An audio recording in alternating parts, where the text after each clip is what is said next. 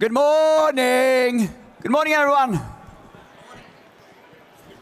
To quote Bono, it's a beautiful day. So, I need to confess, Hofmeister is one of my favorite bands. So when they started doing their shenanigans, and you haven't been at the Hofmeister concert before, I thought, oh, this is going to be interesting. But it worked. I think it worked. It was an amazing date after dark. So, back in to the embracing data and AI. The core topic today, when we are picking this apart, is going to be from friction to flow. Yesterday we talked about the idea from new to normal. My job is to put some words to the theme, and that's what I'm doing. Today we are going into agency and flow. And this last year, in several different conferences, we've been trying to work and think a lot about how to think about agency and flow that helps us now, but will be relevant and future-proof for agentic AI. So we've seen a lot about agentic AI, and there's, what's the definition of agentic? The simplest one, agentic simply means behaves like an agent. So then you need to unpack what an agent is and how to get agency. So we're going to do a little bit about that. Peter Drucker says it's great. Only 3 things happen naturally in organizations: friction, confusion, and underperformance. Everything else is leadership. So how we organize, how we set up things, how our leadership works on these topics is critical. The angle I'm going to take now, I'm going to follow a line of thinking in order to try to make something more visible. So if we go like this, frictions in organization is the absence of feedback flows. So systemic stupidity, if you set up your organization wrong, you get friction. If you get flow, if you have a good flow in your organization, in your operations, that will lead and enable agentic intelligence. Friction typically has to do with organizational silos with mandated sovereignty. We don't mean to give it sovereignty, but the way we have set up feedback loops, what is in our job description and what is not there, leads to silos. If I go the other way around, if you truly want to have flow, units have traded sovereignty for agency. So agency, you cannot have agency if you're not having a context. And agency is within a context and an environment where we are mutually adapting to each other via feedback in order to get jobs done faster and easier.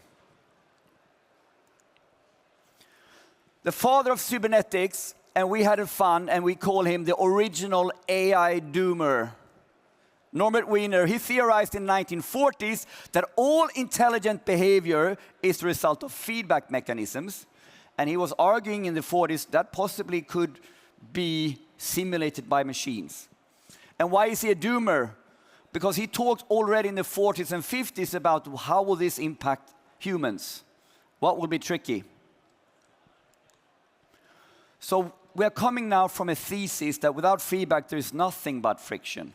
I want to really put an emphasis on feedback loops. We all know how data and AI work. We all know what we need to teach it. We need to learn stuff. So we are talking about this on a massive scale in our organization as an intelligent operation, that we now want to have feedback for real also with AI. So I'm going to use an example to try to make this point. So if you think about log driving as an order-to-delivery process, the order-to-delivery process is like driving logs down the river to the sawmills that turn timber into deliverable lumber. This is a linear material flow. The logs go down the river. Let's use this analogy. So a log jam somewhere can escalate problems everywhere. And if the uproot crews don't know and get feedback, all the logs are stuck here, the log jam grows to disaster. So without non-linear feedback flows, end-to-end log smoothness will rest solely of the heroics of the and the personal productivity of the jam crews, the people out, pitching on the logs. So we are looking here, personal productivity on the one hand side, personal productivity, one guy with a log jam, one guy with an AI, versus the smoothness of the flow of the enterprise, of the whole thing. So what we did already back then is to preempt log jams, we used walking bosses. So people who are spying, walking up and down, spying, where's the logs? In order to run the message up and down what they should be doing. Stop, go slower. The point is, somewhere when we started to work with Porter's value chain, and when we started to talk about process, we got really focused on the process plane. We got really focused on this part, but what the walking bosses were doing was not really captured. We get to an example now that we have a linear material flow in the bottom. Then we have our normal functions, our normal processes, concurrent cyclical business processes that needs to be done. And it looks like a linear flow. It is a linear flow, and it's feedback, quite linear to your neighbor. What's the blind spot here? It's the non-linear feedback flows. So we are trying now to put the message around and a lingo to think more about what is this all about. So if I look at what is happening from a smoothness of flow, and I can go to any large manufacturing company, how to get smoothness of flow is worth billions. So it's about timing and to get the order done, but it's also about the bounded capital in your flow. And here now, when something happens, when there's an incident somewhere, you need to give feedback around that incident somewhere else. And here now we get new types of jobs to be done that really lives on the feedback plane, but they're not always as clearly organized and understood. We have an inventory and sourcing plan, master production schedule, etc., etc. So we're having really critical jobs to be done on the feedback plane. So then we have, in order to make decisions in real time around fixing this, we have work that is happening where we need to find the data, discuss, get the insight, decide, and then do something about something. So we get what we use the word quorum of agents. So quorum is a nice word. Quorum defines, it's a nice word that defines a decision-making body. Look that up. And we've been doing this for years, but typically our systems live more on the transactional flow, ERP systems, stuff like this, or they live higher up in the analytical plane and reporting. This is still very operational, but it's the feedback plane. So how do we solve this? So we need to start encode these feedback flows. Communication and coordination parsed and coded as data that continuously is adapted and continuously disentangled to what is happening. So my argument here on stage today, we need to make this more visible in order to organize and architect the feedback plane. So when we've been talking about data mesh, when we have been talking about a lot of these things technically, we've had a hard time trying to explain what is it that we really are trying to do from a data perspective. When I was at Scania, we talked about the data backbone. And it's about understanding that we need to decouple the data from the source plane in the transactional flows in order to be relevant to be used for any type of feedback flows. So here now, all of a sudden now, we start thinking about how can we create the data and intelligence products? How can we create stuff that is useful in order to do that work? And now all of a sudden we might need to have a data analyst, a data engineer, a data product owner, an intelligence product owner that sits right in the business in order to make sure that the data feedback loop is not only emails or Excel, but actually encoded professionally.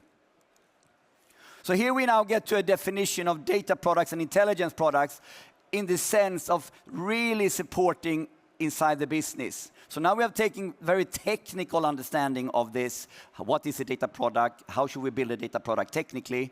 To more fundamentally, what is the data we need in order to have feedback in order to do these real-time decisions? And the logic when we go to agentic AI and when we go to a more and more AI-driven world is that probably if something can be parsed as data, it should be. This data becomes the gold of how you want to build your AI systems.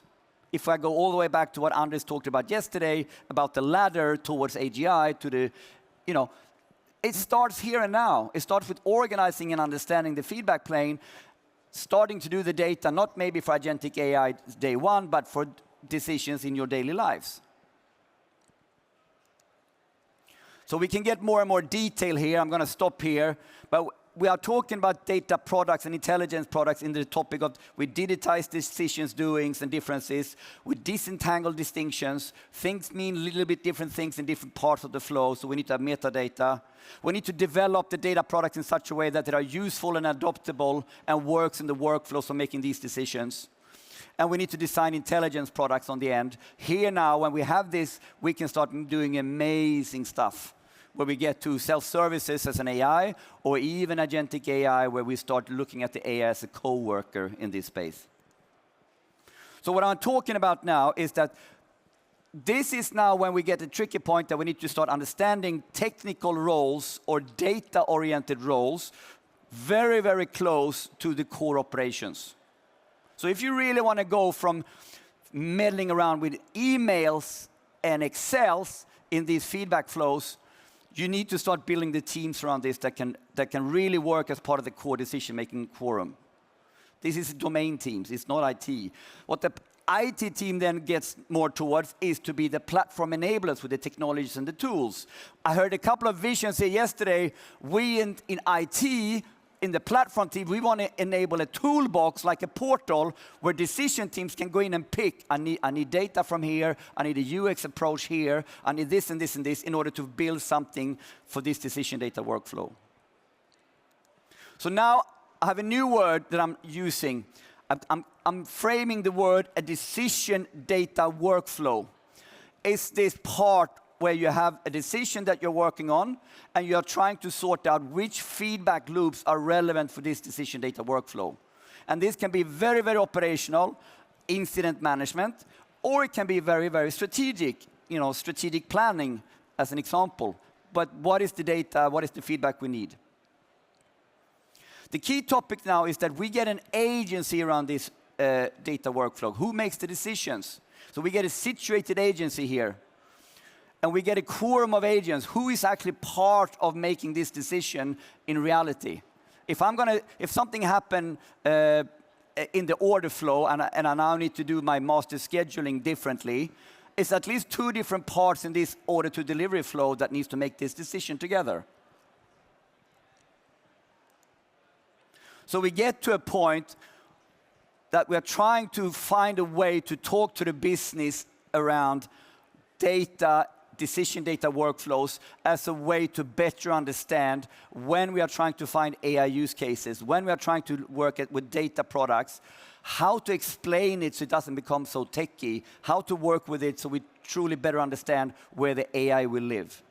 So we think the thesis now is that, intelligence AI is more about decision making, so it lives on the intelligence feedback plane. If it's too automation oriented, well, it's more like RPA or it's more automated. I'm not sure it has so much to do with intelligence. And if you really want a 10x, I can argue that this order to delivery type flows exist in every company. So if we can be better at explaining this, in order to better find approaches to, okay, this is a decision data workflow, who do I need to get feedback from? All of a sudden now I have a methodology to start finding what a data product should be, what the agentic AI should do.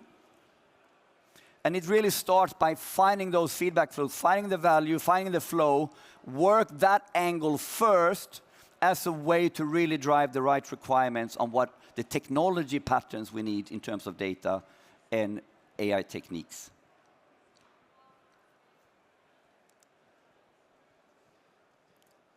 So Meg Wheatley said, to name is to make visible. So a lot of times, sometimes when we are trying to get through to our bosses or the business or our colleagues, we don't have the same language or we don't understand the same topics. Sometimes we resort to using the technology speaks because that's all we have. We get it from the vendors. Of course, they want to explain how that product works, but it won't fly when we come back into our core operations in relation to the doings that we are doing. If you remember from yesterday, what is the doings that we are doing, not the product? What are we actually doing with it? So from this point of view, to find a way to do your storytelling, find a way to, as I now propose, let's talk about the feedback plane and let's organize around the feedback plane, becomes a critical first component to go from value to flow, to what we're talking about, to then go to the tech.